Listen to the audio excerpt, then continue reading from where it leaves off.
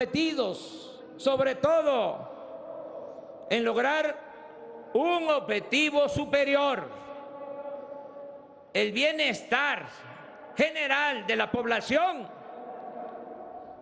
bienestar material y bienestar del alma, bienestar espiritual. Ya está llegando a la mitad de los hogares mexicanos, cuando menos un programa para el bienestar. Y en los pueblos indígenas, algo que nos llena de orgullo por lo que implica de humanismo y que estoy seguro nos hace sentir a todos muy contentos. En los pueblos indígenas, el 95% de los hogares ya cuenta con al menos un apoyo de un programa de bienestar, y pronto va a ser el 100% de los hogares indígenas, porque por el bien de todos, primero los pobres. Informo que 8 millones de adultos mayores han recibido sus pensiones de 2.550 pesos bimestrales, el doble de lo que obtenían antes. Este apoyo aumentará conforme a la inflación. Así está ya considerado en el presupuesto para el año próximo, e incluye tanto a quienes reciben una pensión contributiva como a quienes no tenían ningún ingreso. Es decir, se convirtió en un derecho universal. Se apoya hasta ahora a 790,000 personas con discapacidad, en especial a niñas, niños pobres, con una pensión también de 2.550 pesos bimestrales. Pronto llegaremos a 1 millón de beneficiarios. No va a quedar una niña, un niño pobre con discapacidad sin recibir su apoyo, su pensión.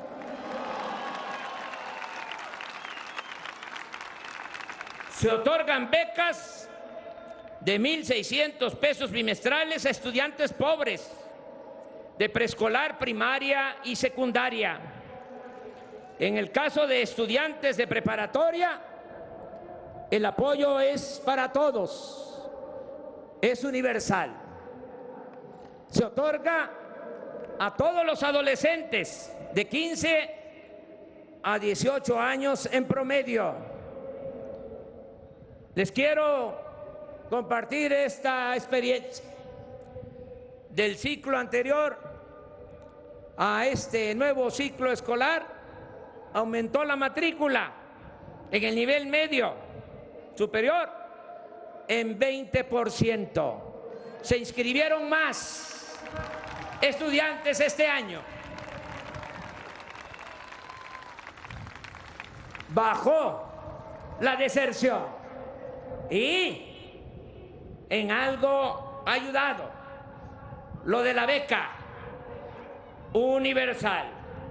Voy a los pueblos y me dicen los jóvenes, ¿y la beca? ¿Y la beca? Pues va a haber becas para todos los estudiantes. Es 1 millón de veces mejor tener a los jóvenes estudiando que tenerlos en la calle. Además, la educación no es un privilegio, es un derecho del pueblo.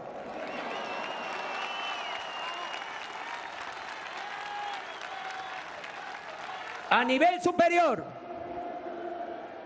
en el nivel universitario, se ayuda a 300,000 jóvenes con becas de 2,400 pesos mensuales. En total, más de 10 millones de estudiantes están recibiendo una beca, lo que significa una inversión anual que no gasto de 60,000 millones de pesos. Jóvenes Construyendo el Futuro ha dado trabajo como aprendices a 930,000 jóvenes que antes eran discriminados y calificados como ninis. El gobierno federal ahora les otorga una beca mensual de 3,600 pesos para que se capaciten durante un año en empresas, talleres, instituciones públicas y organizaciones sociales, lo que facilita su inserción exitosa en el ámbito laboral e impide que sean enganchados por la delincuencia. El Programa Nacional de Reconstrucción atiende a la población afectada por los sismos de septiembre de 2017 y febrero de 2018. Ya ha dado apoyos para vivienda a 13,805 familias. Están en reconstrucción escuelas, centros de salud y se avanza en la restauración de templos y otros espacios catalogados como patrimonio histórico.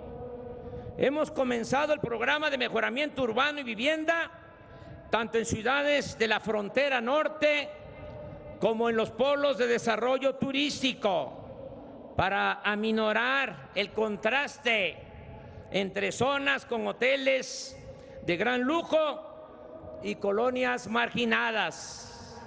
Este programa está dando frutos en Tijuana, Mexicali, San Luis Río Colorado, Nogales, Ciudad Juárez, Acuña, Piedras Negras, Nuevo Laredo, Reynosa y Matamoros, todas ciudades fronterizas, así como en colonias marginadas de 4 centros turísticos, en Los Cabos, Bahía de Banderas, Acapulco y Playa del Carmen, en Quintana Roo. A la fecha suman 18,455 acciones de vivienda y se ha iniciado la introducción de agua, drenaje, pavimento y otros servicios, así como la escrituración en colonias populares de 14 ciudades del país. El Infonavit ha reestructurado 147,523 créditos de vivienda en beneficio de trabajadores que pagaban deudas que crecían en vez de disminuir. A quienes hayan cubierto el 90% de su crédito, se les condonará el resto y podrán recibir sus escrituras.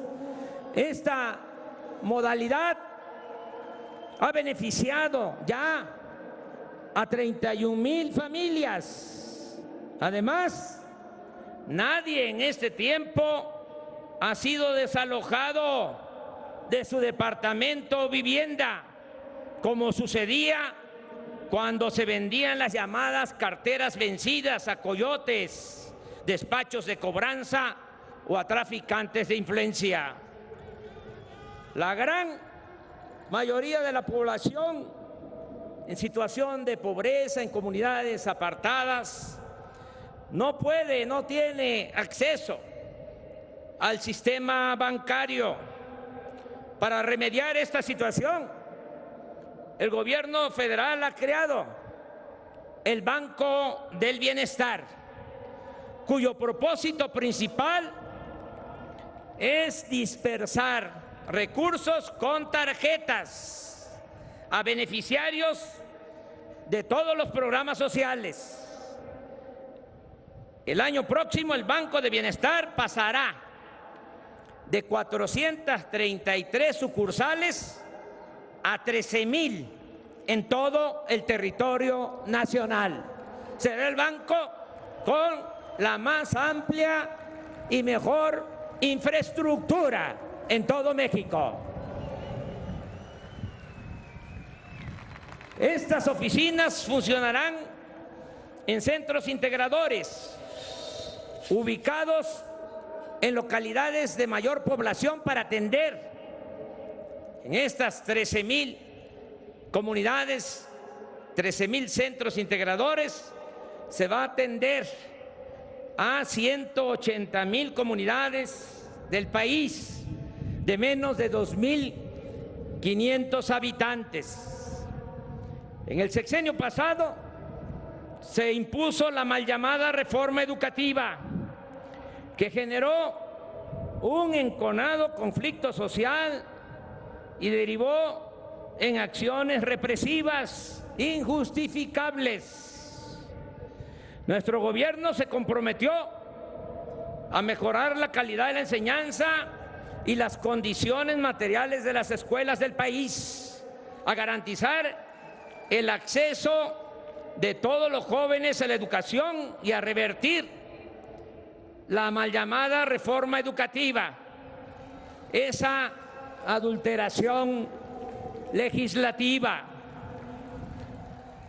Tras un intenso proceso de diálogo y reflexión, los centros escolares, el Ejecutivo Federal, el Congreso de la Unión y el Magisterio Nacional de todas las corrientes y tendencias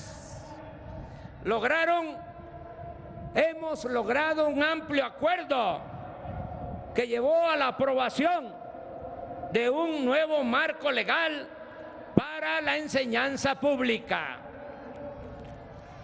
Lo logramos con diálogo, sin represión, convenciendo, persuadiendo.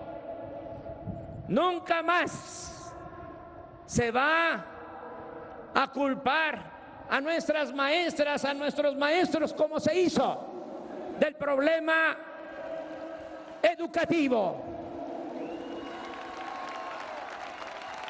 Todos juntos, alumnos, madres, padres de familia, maestros y autoridades, vamos a mejorar la calidad de la enseñanza y va a mejorar la educación en nuestro país.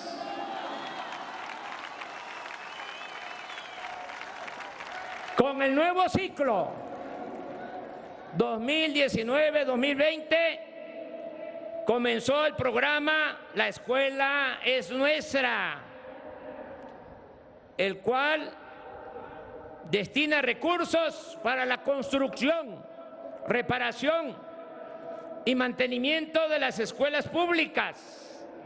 Y estos recursos, y esa es la novedad, se van a entregar de manera directa a los comités escolares de administración participativa, a las sociedades de padres de familia, de alumnos y de maestros.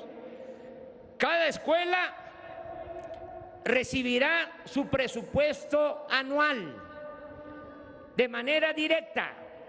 Va a llegar un cheque, una orden de pago de la Tesorería de la Federación hasta la escuela. Ya no va a pasar por instancias del gobierno federal, estatal. Los padres de familia se están organizando, están haciendo asambleas, eligiendo sus comités. Solo se les está haciendo una recomendación respetuosa, que en esos comités el tesorero sea una mujer, porque la mujer es más honrada que el hombre.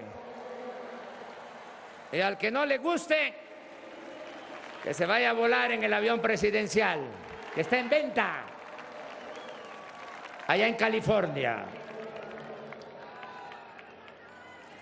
Se atenderá en una primera etapa a 103,000 escuelas de las 173,000 que existen en el país. El monto de recursos por escuela se definió de la siguiente forma: de 5 a 50 alumnos, 150,000 pesos por ciclo escolar; de 51 a 150 alumnos, 200,000 pesos; más de 150 alumnos, 500,000 pesos. El presupuesto inicial para este programa es de 21,000 millones de pesos y estamos acordando con los gobiernos estatales que aporten la mitad. La mayoría, lo tengo que decir, ha respondido muy bien, y el primero en aceptar fue el gobernador de Puebla, Miguel Barbosa. Ya inició en todo el país la entrega de estos recursos. Ya se han dispersado recursos en 14,000 escuelas, a 14,000 comités, y no va a parar cada mes hasta llegar a la primera etapa, las 103,000 escuelas. Está funcionando la estrategia para el rescate de la memoria histórica y el fomento a la lectura. El Fondo de Cultura Económica ha editado 29 libros de grandes escritores en la colección Vientos del Pueblo, con tirajes de 40,000 ejemplares, llegando a un total de 1,160,000 ejemplares. Dichos libros se venden a precios accesibles, que van de 9 a 20 pesos. Asimismo, se reimprimieron 8,500,000 ejemplares de la cartilla moral de Alfonso Reyes. Avanzamos en apoyar con recursos a universidades y centros públicos de investigación. Este año el CONACYT ha destinado 2,253 millones de pesos a ciencia básica o de frontera. Además, se otorgaron 24,453 becas nuevas a estudiantes de posgrado. Lo voy a repetir, porque a veces no se conoce esta información. Se otorgaron este año 24,453 becas nuevas a estudiantes de posgrado. Las universidades para el bienestar Benito Juárez iniciaron sus actividades en marzo de este año, con 100 planteles ubicados casi todos en las zonas más pobres y marginadas del país. En estas universidades en conjunto se atiende a 39,600 estudiantes de zonas marginadas, quienes reciben además becas de 2,400 pesos mensuales. En estas universidades, asimismo, laboran 815 académicos y trabajadores administrativos. En enero próximo iniciará su funcionamiento la Universidad de la Salud para la formación de médicos y enfermeras, promovida esta universidad por el gobierno de la Ciudad de México.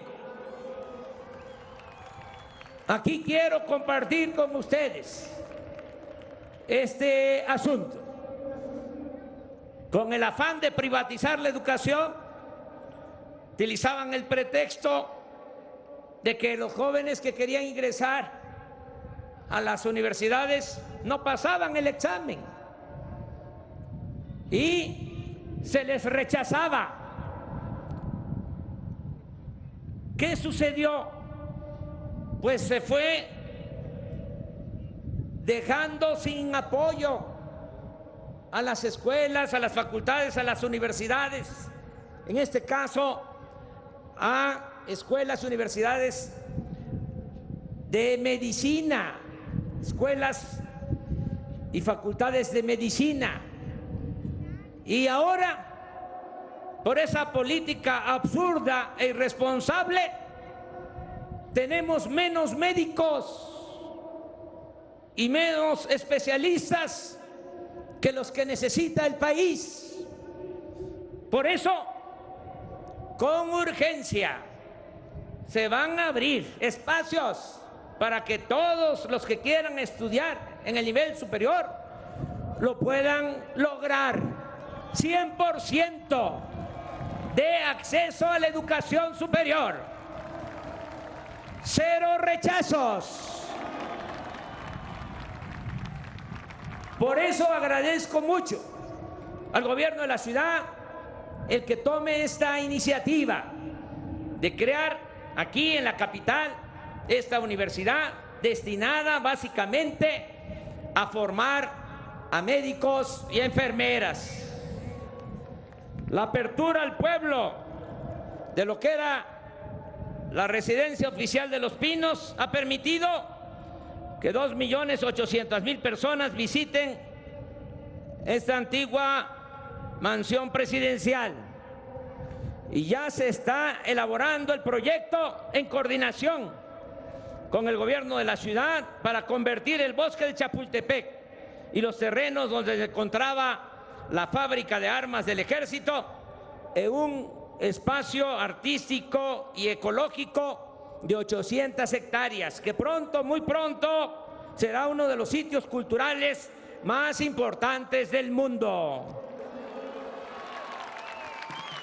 Hemos creado el Instituto Nacional de Salud para el Bienestar. Pero antes les pregunto, ¿les está afectando el sol? Ya voy a terminar. Hemos creado el Instituto Nacional de Salud para el Bienestar, que ha empezado a resolver 4 demandas básicas: abasto de todos los medicamentos en unidades médicas y centros de salud ubicados en comunidades más remotas del país, así como en todos los hospitales; la asignación de médicos, enfermeras y paramédicos en todas las poblaciones; la rehabilitación y ampliación de la infraestructura de salud, incluido el mejoramiento de equipos médicos; y la basificación en el sexenio de más de 80.000 trabajadores que llevan mucho tiempo laborando como eventuales y por honorarios. El presupuesto para salud se incrementará desde enero del próximo año, desde el mes próximo, en 40.000 millones de pesos para garantizar lo más pronto posible medicamentos, análisis clínicos, atención médica y hospitalaria gratuita y de calidad a todos los habitantes de México. Se va a garantizar lo que establece el artículo 4º constitucional desde hace 25 años, pero desde entonces es letra muerta: el derecho del pueblo a la salud. Se inició ya una campaña informativa nacional sobre las adicciones, enfocada básicamente a los jóvenes, para orientar sobre el tremendo daño que causan las drogas. Me van a ayudar todos en esta campaña, porque nada más se difunde, se conoce lo frívolo, las series, desde luego que siempre van a tener libertad los medios, los productores de esas series de televisión. ¿Pero qué se refleja? De que es como un paraíso el participar en esas actividades ilícitas. Mansiones, carros de lujo, poder, muchachas, muchachos guapos, ropa de marca. Sí, puede ser que eso suceda, pero también hay otra realidad que tenemos que mostrar en los medios de comunicación y que todos ayudemos. La realidad que con esas drogas químicas, con el cristal, con el fentanilo, el que se atreve a consumir esos productos, esas drogas, puede morir en un año. Y eso es tristeza, es dolor, es sufrimiento para los jóvenes, para sus familias. Ese no es el camino para conseguir la felicidad. La verdadera felicidad, como lo hemos dicho muchas veces desde el Zócalo, corazón político, social, cultural de México. La verdadera felicidad es estar bien con uno mismo, estar bien con nuestra conciencia y estar bien con el prójimo. Esa es la verdadera felicidad.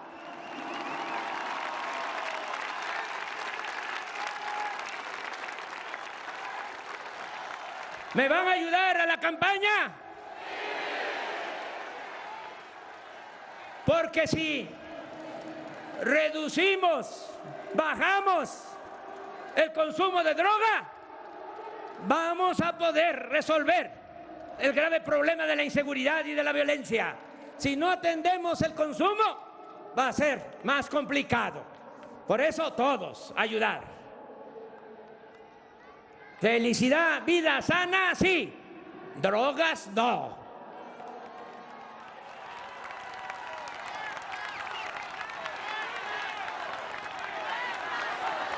Precisamente por eso se impulsan las prácticas deportivas, el deporte para la salud en todas sus modalidades. Aquí nada más destaco que la delegación de atletas que nos representó en los Juegos Panamericanos 2019 en Lima, Perú, en julio y agosto, logró el mayor número de medallas en competencia fuera de México. A los 546 atletas y a sus entrenadores se les otorgaron apoyos económicos por un año. Se les entregó apoyo por adelantado para que estén preparados para las Olimpiadas de Japón, que vamos a tener buenos resultados. Lo mismo hicimos con los atletas paralímpicos, quienes obtuvieron 55 medallas de oro, un récord histórico. Los recursos que se otorgan a los deportistas y a los pueblos más pobres de México se obtienen de la venta de bienes, muebles e inmuebles incautados a la delincuencia común y a la delincuencia de cuello blanco, y los entrega el recién creado Instituto para devolver al pueblo lo robado. El Ejecutivo Federal ha emprendido un cambio de paradigma de seguridad. Entre 2006 y 2018, los gobernantes pretendieron resolver la inseguridad y la violencia delictiva mediante acciones de fuerza militar y policial, sin atender el fondo del problema. El resultado fue catastrófico y esa estrategia dejó un saldo pavoroso de muertos, desaparecidos y lesionados, una crisis de derechos humanos, una descomposición institucional sin precedente y un gravísimo daño al tejido social. El país padece aún las consecuencias de esa política equivocada. No debe olvidarse, porque a veces hay como amnesia en algunos. No debe olvidarse que el 2 de febrero de 2007, Felipe Calderón, para tratar de legitimarse luego del fraude electoral, ordenó desde Apatzingán, Michoacán, la participación de las Fuerzas Armadas en lo que denominó guerra contra el narcotráfico. Esta irresponsable decisión condujo a soldados y marinos a una lucha frontal contra la delincuencia organizada, bajo la consigna de limpiar como fuera, con ajusticiamientos, masacres o exterminio. En el alto mando militar se decía, en ese entonces, se les decía a los oficiales: ustedes acábenlos y nosotros nos encargamos de los derechos humanos. La mejor prueba de este proceder autoritario es que ese sexenio ostenta la mayor letalidad en combate desde la Revolución Mexicana. Ese indicador se obtiene del promedio de presuntos delincuentes muertos o rematados en enfrentamientos, comparado con los heridos y detenidos presentados por las fuerzas militares ante la autoridad. En solo 2 años del gobierno de Calderón, 2011-2012, se registraron 1,898 enfrentamientos, en los que murieron 2,459 personas. Resultaron heridos 231 y fueron detenidos 1,519. O sea, 709 muertos más que el número de heridos y detenidos. Asimismo, en los 3 últimos años del gobierno de Calderón, 2010-2012, los militares y navales fallecidos en enfrentamiento fueron 154 en 3 años, un promedio de 51 por año, mientras en 12 meses de nuestro gobierno solo lamentamos que hayan perdido la vida 15 miembros de las Fuerzas Armadas. Aunque los datos hablan por sí solos, es obvio que esta absurda y desquiciada estrategia no se repetirá y que nunca más se pondrá en riesgo de manera irresponsable ni la vida ni el prestigio de los integrantes de las Fuerzas Armadas, y mucho menos se les utilizará para cometer excesos y ejecutar órdenes ilegales e inhumanas.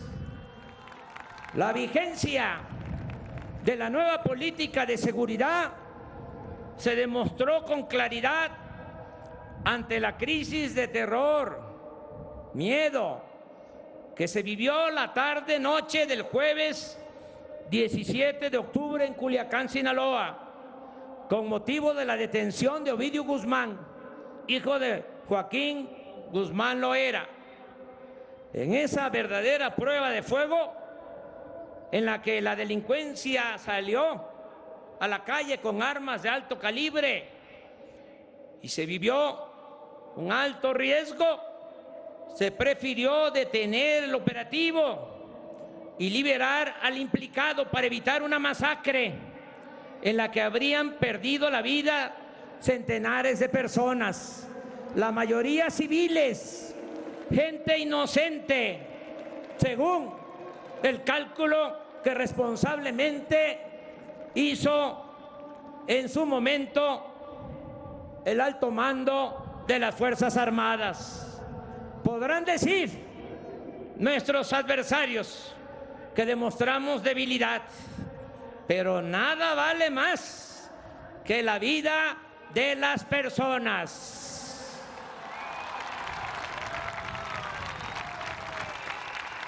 La argumentación de esta nueva estrategia está contenida en el plan de desarrollo, pero reitero que entre las acciones principales para conseguir la paz figura la creación de mejores condiciones de vida y de trabajo, a fin de atender las causas que originan la violencia. ¿Cuáles son esas causas?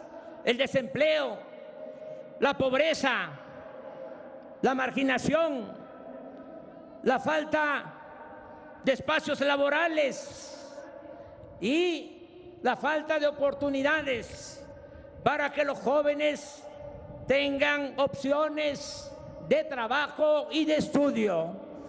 Eso es lo que estamos haciendo. La nueva estrategia de seguridad pública pasa también por la tolerancia cero ante la tortura y cualquier otra violación a los derechos humanos. Estamos dedicando tiempo y recursos a la búsqueda de desaparecidos por la violencia. No descansaremos hasta saber el paradero de los jóvenes de Ayotzinapa. Se brinda protección a 365 periodistas y a 721 personas defensoras de derechos humanos. Han sido puestos en libertad 47 presos políticos y seguiremos liberando a los que aún están en prisión injustamente, con apego a la legalidad aplicable. Ya inició también, me da gusto informarlo, el rescate de los restos de los 63 mineros que desde 2006 no han podido ser recuperados en la mina de Pasta de Concho, Coahuila.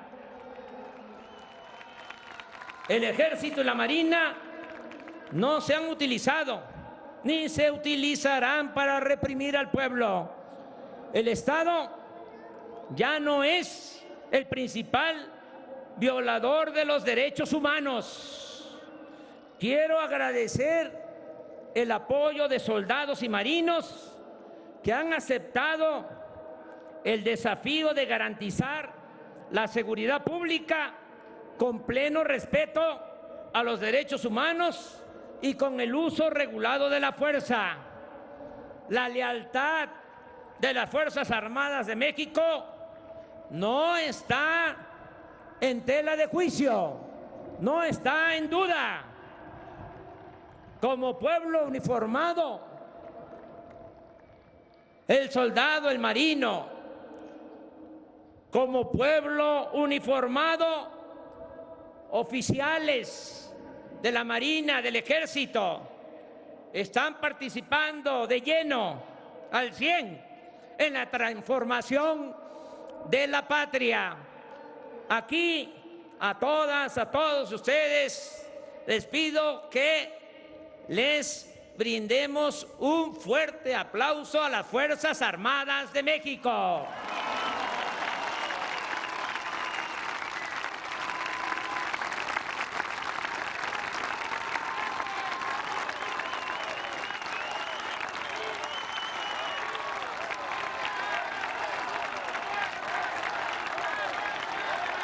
Reitero, la disminución de la incidencia delictiva en el país constituye nuestro principal desafío, pero estamos seguros de que vamos a serenar a México con el apoyo del pueblo y con el trabajo coordinado de todo el gobierno. Además, con perseverancia, profesionalismo, honestidad y sobre todo con acciones guiadas por el principio de que la paz es fruto de la justicia.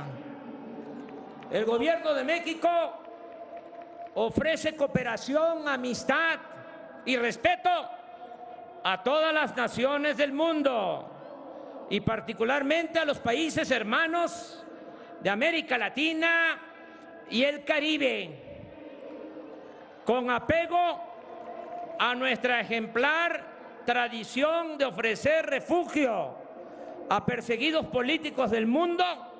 Decidimos otorgar asilo humanitario y político al presidente de Bolivia, Evo Morales, y a su vicepresidente, Álvaro García Linera.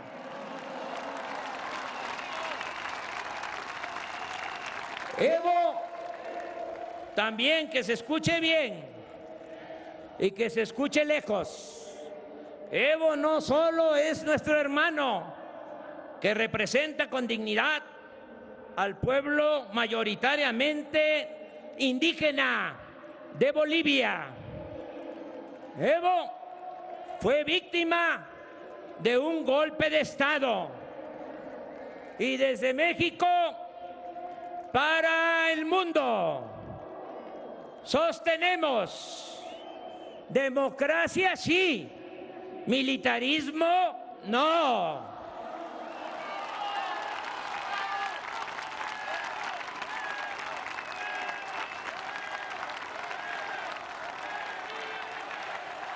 La pertenencia de México a la región de Norteamérica, junto con Estados Unidos y Canadá, es una realidad histórica, cultural, política y económica insoslayable. La relación con Estados Unidos es histórica. Compartimos además 3.180 kilómetros de frontera. Esta relación está marcada por una historia de invasiones, despojo territorial e intervenciones, pero también por un intenso intercambio económico, cultural y demográfico. Hay una nueva realidad. Viven, trabajan en Estados Unidos 36 millones de mexicanos. Los nacidos aquí, que se fueron a buscarse la vida del otro lado de la frontera, o sus hijos, que también se asumen como mexicanos. El Ejecutivo Federal busca que la relación bilateral con Estados Unidos, con nuestro vecino del norte, se desarrolle con apego al respeto mutuo, la cooperación para el desarrollo y la solución negociada a problemas comunes, entre los cuales los más significativos son, sin duda, los fenómenos migratorios de sur a norte y las expresiones de la delincuencia transnacional, el tráfico de personas, el trasiego de armas, drogas ilícitas y divisas, dólares. Nuestro gobierno defiende ahora a los mexicanos en Estados Unidos con pleno respeto a la soberanía de ese país y con todos los instrumentos legales a su alcance. El principal de ellos es la red de consulados, mismos que operan como defensorías de los migrantes en el marco de las convenciones internacionales y con respeto a las leyes estadounidenses, para prevenir o remediar las violaciones a los derechos de los mexicanos. Aquí expresamos de nuevo nuestra condolencia a los familiares de las víctimas del asesinato colectivo en El Paso, Texas. Reiteramos nuestra condena a ese crimen de odio motivado por el racismo y la xenofobia, así como la exigencia de que se castigue conforme a derecho al responsable de esta abominable agresión. Asimismo, agradecemos al presidente Donald Trump, lo digo de manera sincera, como me gusta hablar, llamar a las cosas por su nombre.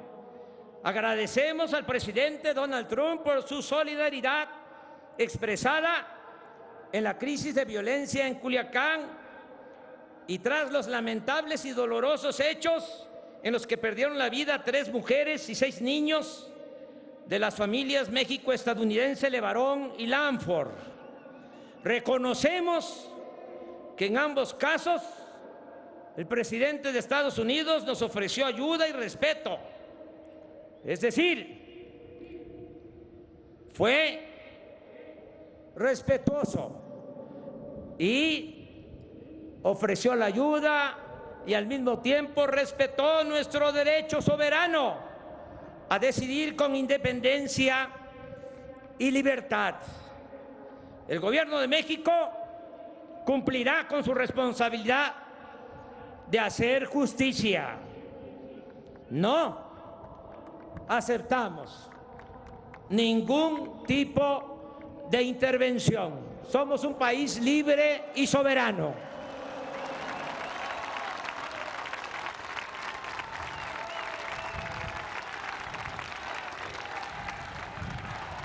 En materia de política migratoria, hemos articulado un cambio radical con respecto a lo que se hizo en el pasado reciente.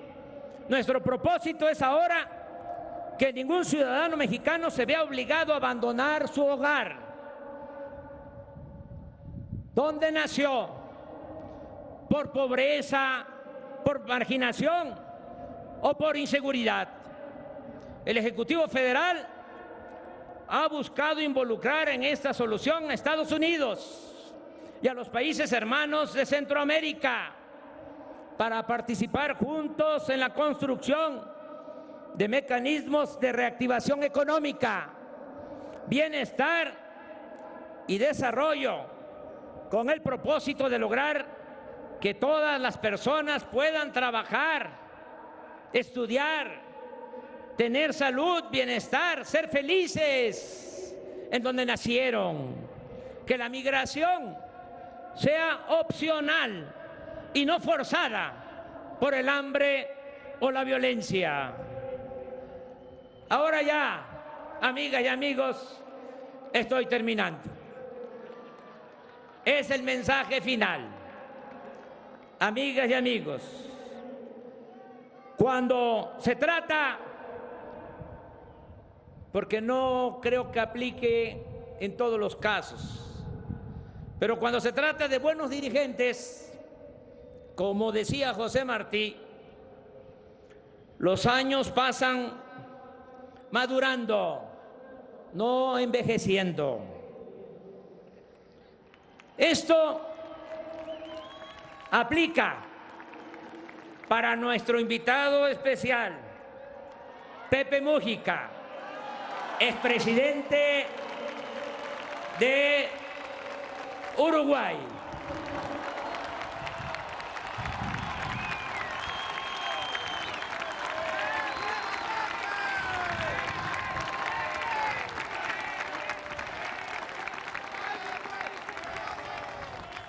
Amigas y amigos, hace un año, en este mismo lugar, hice 100 compromisos con el pueblo de México.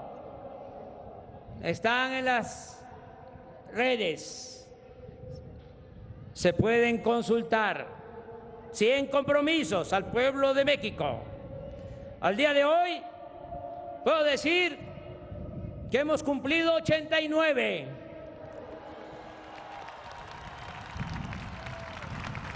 Y solo 11 están pendientes. Es indudable que en estos primeros 12 meses hemos avanzado mucho, pero aún estamos en un proceso de transición. Todavía lo viejo no acaba de morir y lo nuevo no termina de nacer. Eso sí, no estamos jugando, no estamos simulando. Está en marcha una nueva forma de hacer política, un cambio de régimen. Ya no es más de lo mismo. Ahora nos guiamos por la honestidad, la democracia y el humanismo. ¿Cuánto tiempo necesitaremos para consolidar la obra de transformación? Pienso que un año más.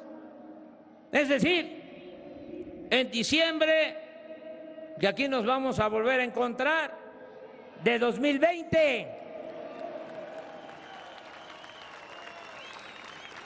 Ya estarán establecidas las bases para la construcción de una patria nueva. Para entonces, ante cualquier circunstancia, será prácticamente imposible regresar a la época de oprobio que significó el periodo neoliberal o neoporfirista. Estoy seguro de que cuando cumplamos 2 años de gobierno, los conservadores ya no podrán revertir los cambios.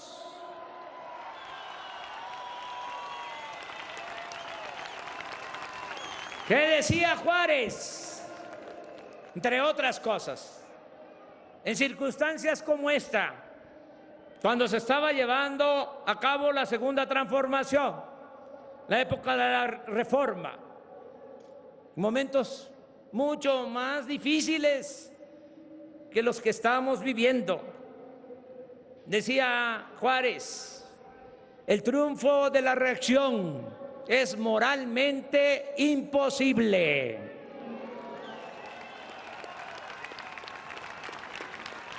Para no ser tan tajante, tendrían que esforzarse muchísimo y pasar mucha vergüenza para retroceder a los tiempos aciagos de la corrupción, de los contratos leoninos, de la condonación de impuestos, de los fraudes electorales, del abandono a los jóvenes, del racismo, del desprecio a los pobres y del mátalos en caliente. Pero lo que más deseo con toda mi alma es que para entonces, en un año más, vivamos en una sociedad mejor, más libre, justa, próspera, democrática, pacífica y sobre todo fraterna. Durante mi larga vida pública y sobre todo en los momentos más difíciles, siempre he tenido un ángel de la guarda que se llama pueblo.